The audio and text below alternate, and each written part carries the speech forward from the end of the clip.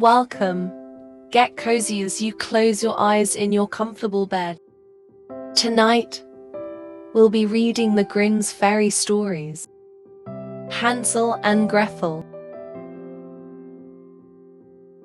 Once upon a time, there dwelt near a large wood a poor woodcutter, with his wife and 2 children by his former marriage, a little boy called Hansel, and a girl named Gretel. He had little enough to break or bite, and once, when there was a great famine in the land, he could not procure even his daily bread. And as he lay thinking in his bed one evening, rolling about for trouble, he sighed and said to his wife, "What will become of us? How can we feed our children when we have no more than we can eat ourselves?"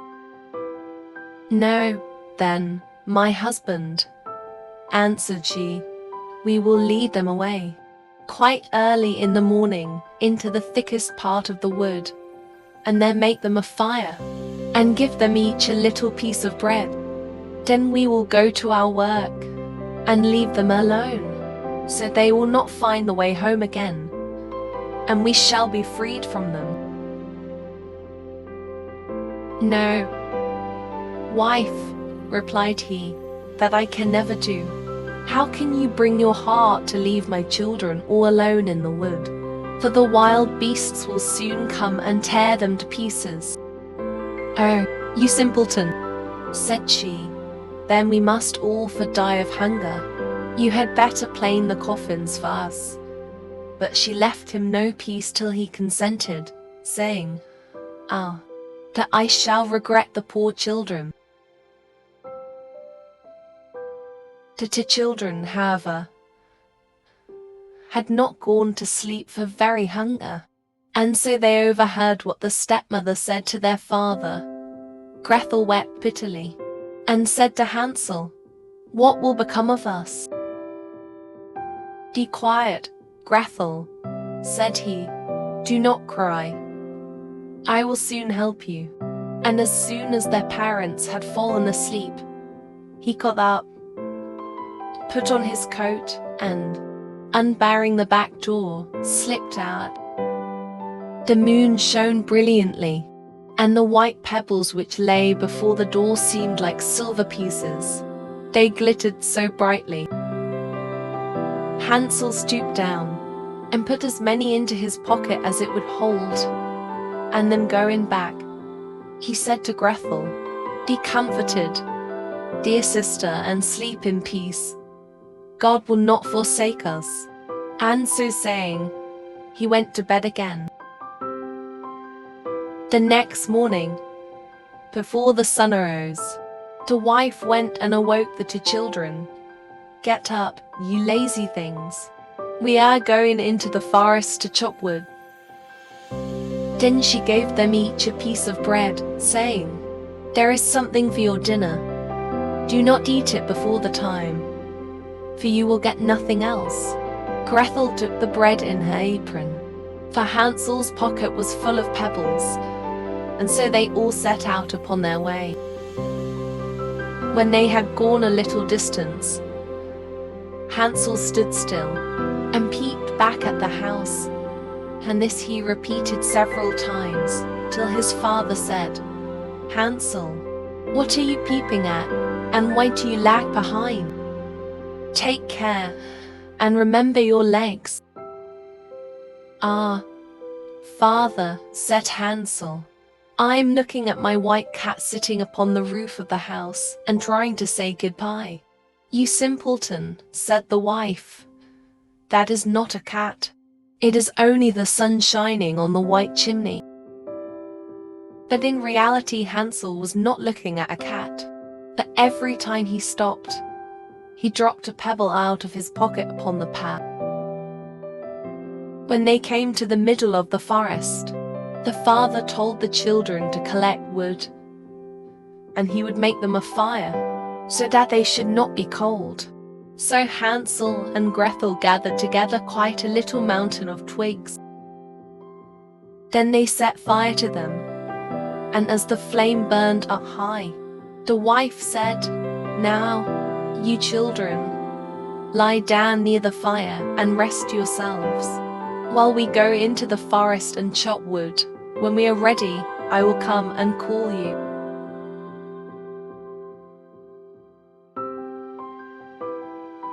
Hansel and Gretel sat down by the fire, and when it was noon, each ate the piece of bread, and because they could hear the blows of an axe, they thought their father was near. But it was not an axe, but a branch which he had bound to a withered tree, so as to be blown to and fro by the wind. They waited so long that at last their eyes closed from weariness, and they fell fast asleep. When they awoke, it was quite dark, and Gretel began to cry, "How shall we get out of the wood?" But Hansel tried to comfort her by saying, "Wait a little while till the moon rises, and then we will quickly find the way." The moon soon shone forth, and Hansel, taking his sister's hand, followed the pebbles, which glittered like new coin silver pieces, and showed them the path. All night long they walked on, and as day broke they came to their father's house.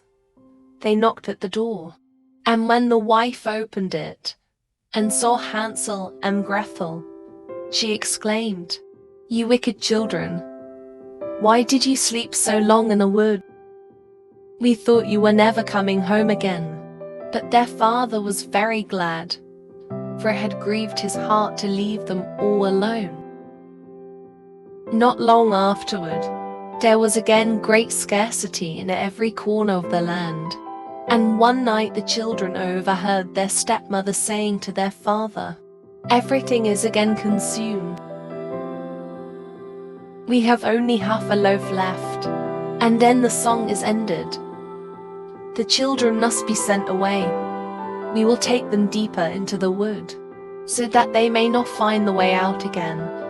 It is the only means of escape for us." But her husband felt heavy at heart and thought it were better to share the last crust with the children.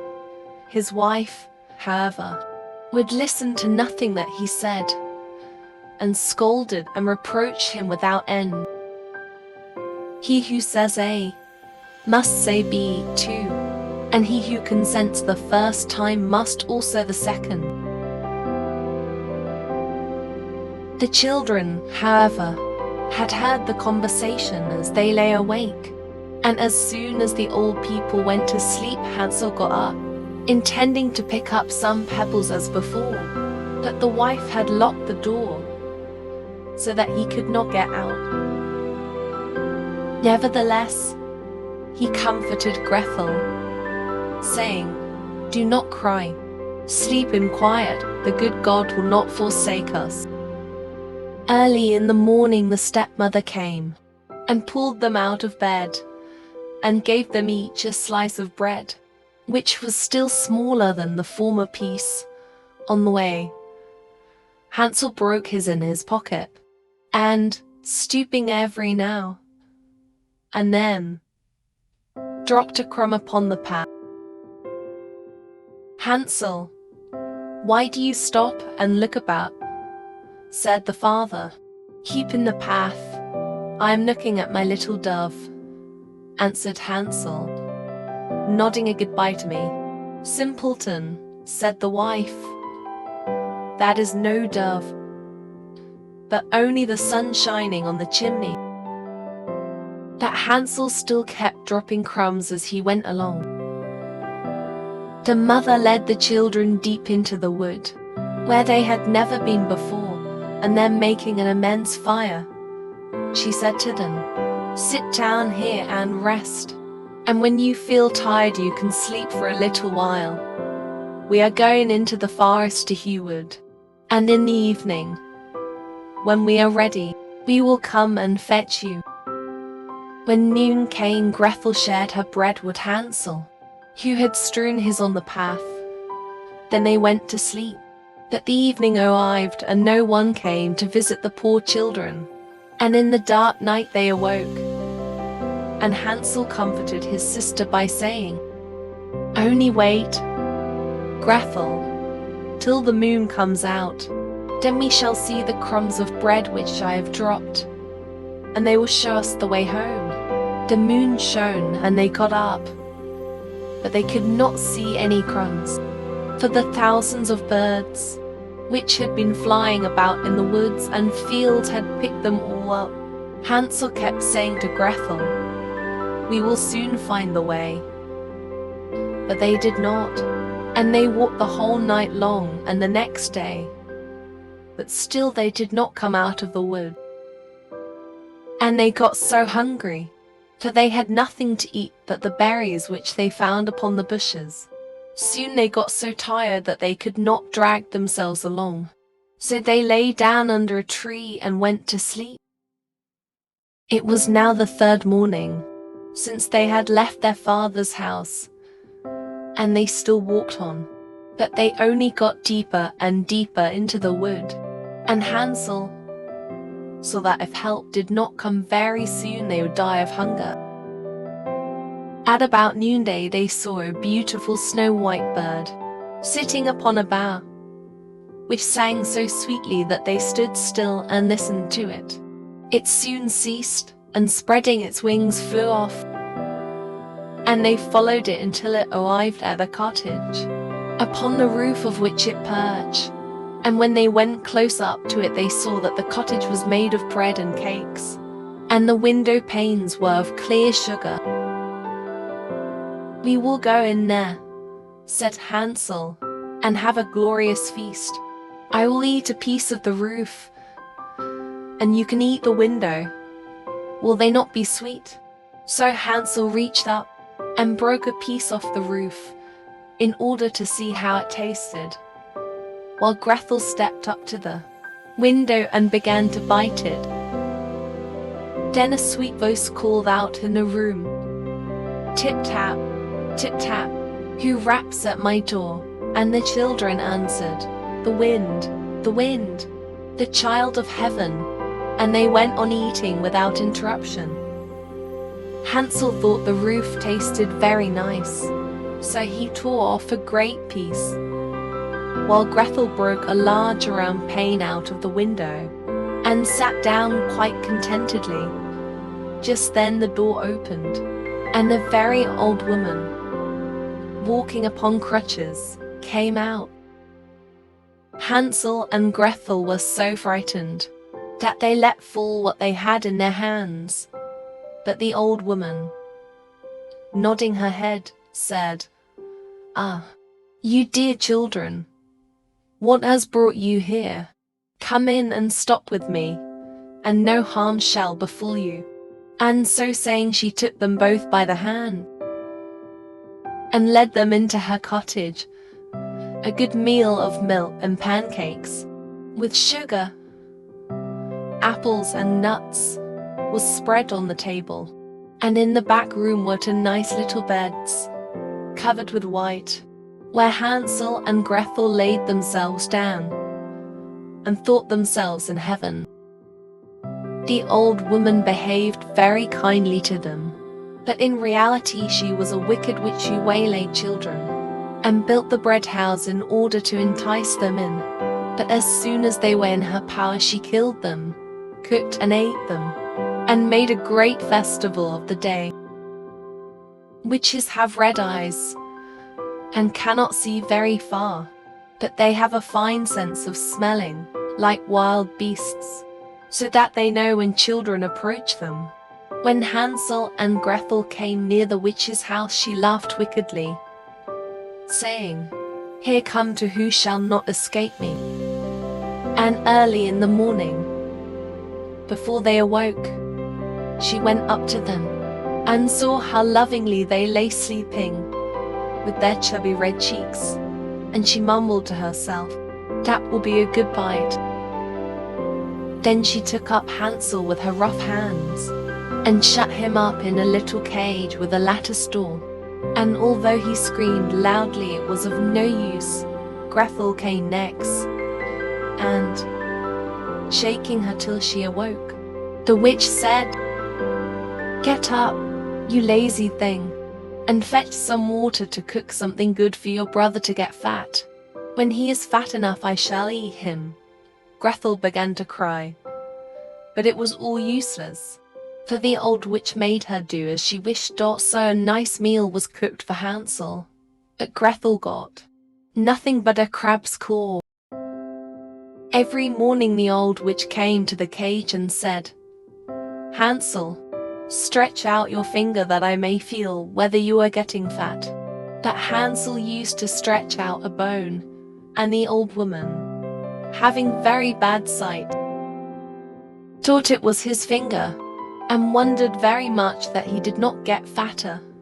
When 4 weeks had passed, and Hansel still kept quite lean, she lost all her patience, and would not wait any longer.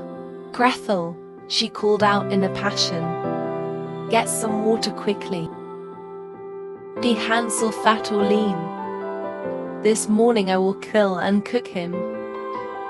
Oh, how the poor little sister grieved, as she was forced to fetch the water, and fast the tears ran down her cheeks.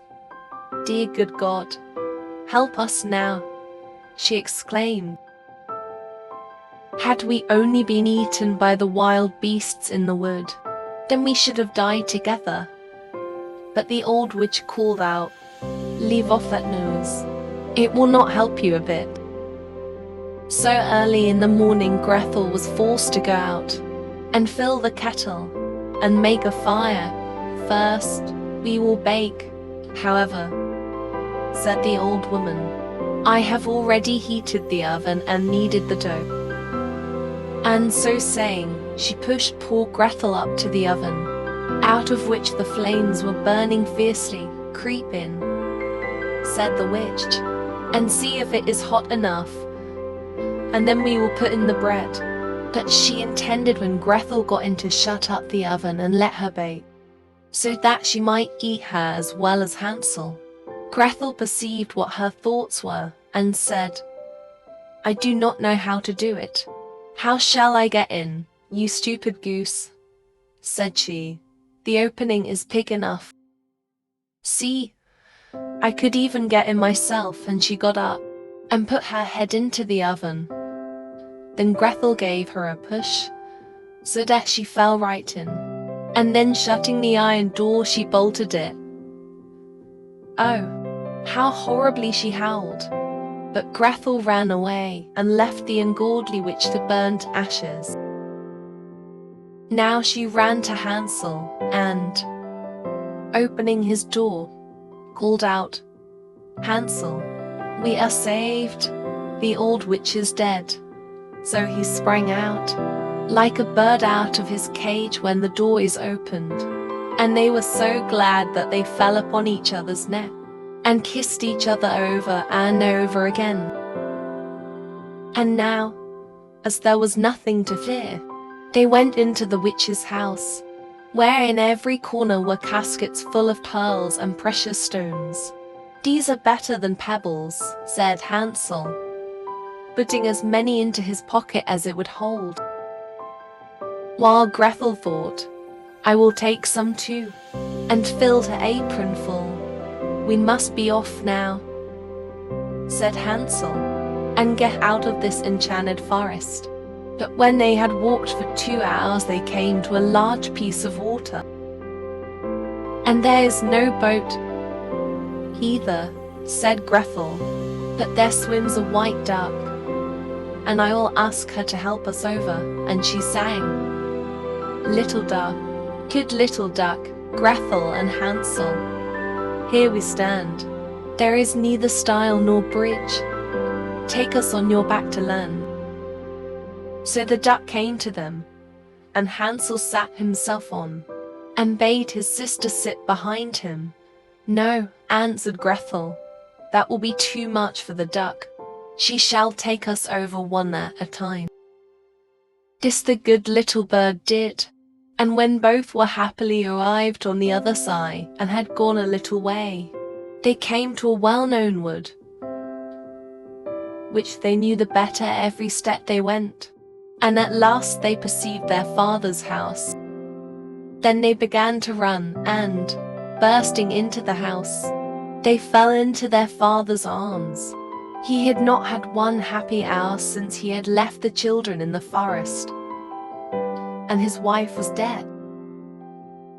Gretel shook her apron, and the pearls and precious stones rolled out upon the floor, and Hansel threw down one handful after the other out of his pocket. Then all their sorrows were ended, and they lived together in great happiness.